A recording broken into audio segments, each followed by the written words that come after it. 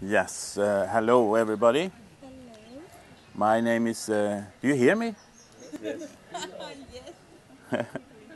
My name is Devadas, and on Facebook you find me on Loka Devadas. I'm not nervous, basically. I'm nervous for your sake. So, so please don't believe anything I say, huh? But I trust you're resting, so. I will first tell a little bit of my background and then how I came into Great Freedom Teaching. And I have been guru shopping for 40 years. When I was 19, I hitchhiked to Kathmandu, and I was bringing Buddhist scriptures, and I went to the Tibetan lamas outside Kathmandu, and I was sitting with them and meditating. But at that time, they didn't speak very good English, so there was not much teaching that I could understand. And I went 4 winters to India, guru shopping. I went from every guru that was talked about among the travelers in India. And my question to all the gurus was how to quiet the mind. I mean, to me, I understood that the mind was a great factory of points of views, problems, and solving problems, and people get stuck in their minds, basically, including me. Now.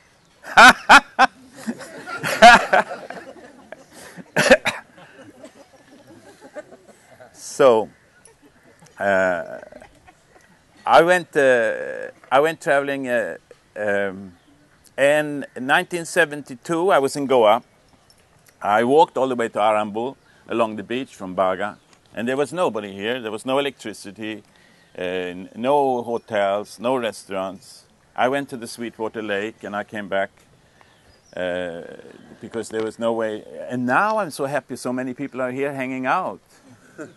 And it's much more beautiful now than then, you know, because all you are here.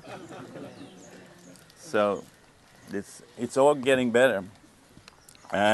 Anyway, 72, there was a group of people standing on the beach at that time, 72, jumping 6 o'clock in the morning, up and down, shouting, who?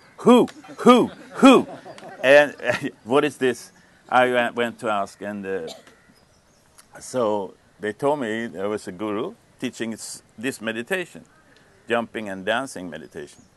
So I said, I have to check this man out.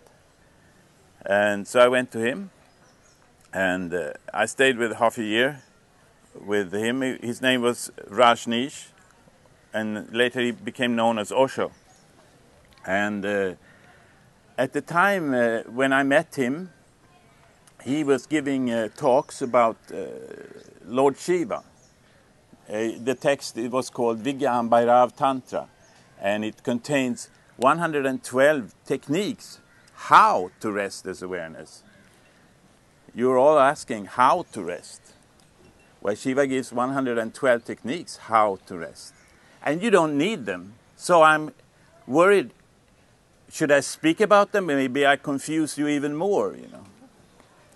Because you only need resting as awareness. But I listened to him, and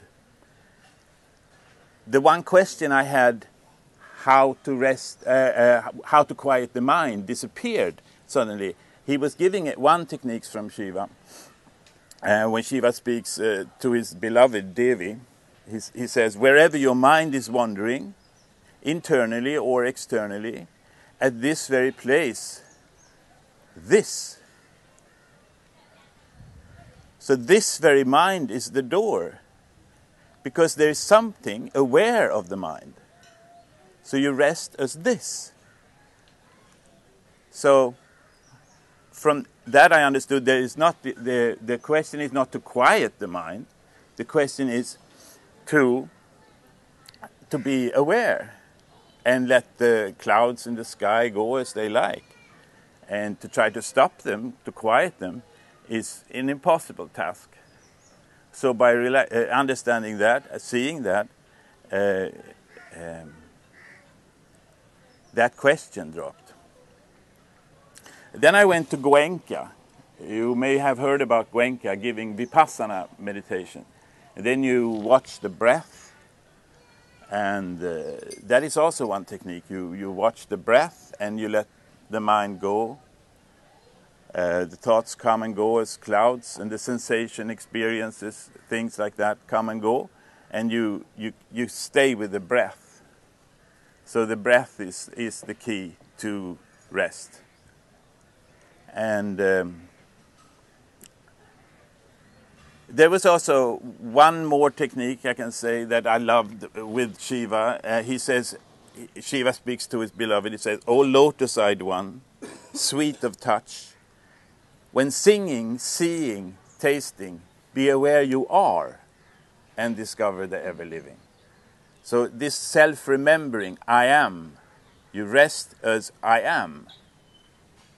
And I am and am. What is am? It's awareness that is going on. So I was doing that also.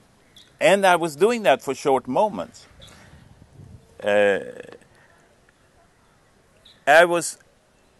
When I came home, I started an ashram, and we were having Vipassana retreats. This was in the 70s. And we were doing dynamic meditations, and we had great fun there. And I was working also as a school teacher for 30 years. I had school children that were 10, 11, 12 years old. And I realized that I could not sit and meditate, but for short moments it was possible. So whenever there was chaos, I was resting as amness, as thisness, and from that, or just taking one breath, because Vipassana, you don't need to sit for hours. You can just take one breath, you breathe out, and you breathe in. And then you're right there in the clarity. With the breath can be the key. So I was doing that, and I had a great time as a school teacher.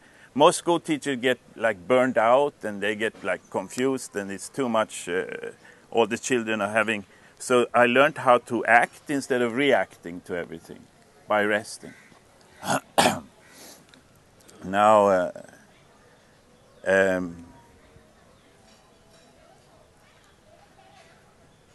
that was all well. But this ashram that I started, communal life, it was great time. Oops.